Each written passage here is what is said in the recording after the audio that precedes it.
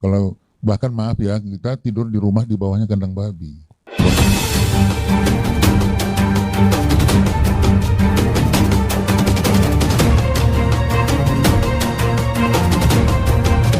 Kira-kira di daerah mana fokus abang sekarang berdakwah ini? Karena saya sudah berdakwah di Nias Selatan itu, Iya. dan saya pegang satu itu aja, biar sampai tuntas.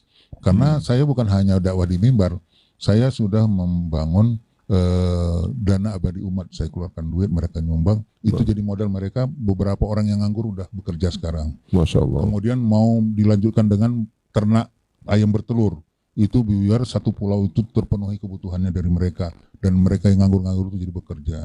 Kemudian ada lagi yang lebih seru, nikah massal. Allah. Gara-gara adat mereka tidak nikah-nikah hadin sampai umur 40 tahun. Iya. Ya saya terenyuh itu, bagaimana generasi mereka selanjutnya. Terus saya dekati pengetua adatnya, setuju.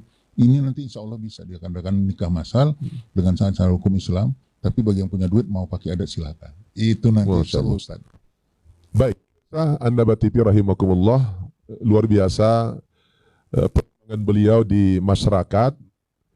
Setelah pensiun dari pejabat di Kementerian Luar Negeri menjadi diplomat, sekarang fokus dalam dunia dakwah, apalagi beliau memilih satu tempat, Nias Selatan, yang kita tahu kan Nias ini kan minoritas muslim. Ya. Sudah barang tentu tantangannya sangat berat, apalagi abang berdakwah di pedalaman, di pelosok, di pulau-pulau kecil begitu.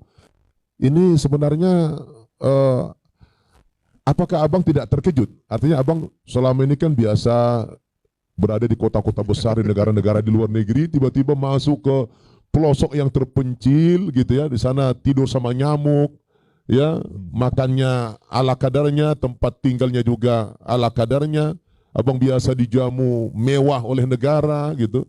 Bagaimana abang ini bisa seperti itu? Ini loh Ustaz, dunia dakwah ini yang tidak dipahami orang banyak, hanya dirasakan kita yang berdakwah ini. Subhanallah. Saya itu udah mencintai dakwah itu karena dari kecil udah itu pekerjaan saya.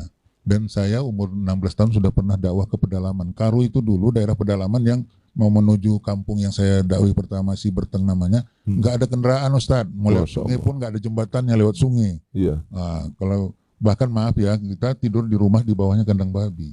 Itu dulu. Karena dari kecil saya udah ngalami itu. Sekarang pun kalau mengalami suasana itu nggak ada masalah sama saya. Dan saya selama di Departemen Luar Negeri terakhir itu saya memilih tempat di daerah yang rawan dan berbahaya.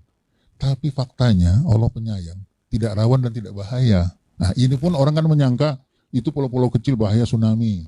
Kemudian naik kapal pesawat kecil nanti bisa jatuh. Iya. Kemudian ada lagi apa namanya sekarang virus-virus ini. Iya. Istri saya pun bilang, kok berani bang sendiri? Iya. Ada Allah, saya bilang. Masya Allah. Teman-teman bilang, ya kenapa sendiri? Ya bisanya sendiri, saya bilang, nggak apa-apa. Tapi saya bukan menderita Ustadz di sana. Saya kayak turis. Saya makan lobster. Masya Allah. Saya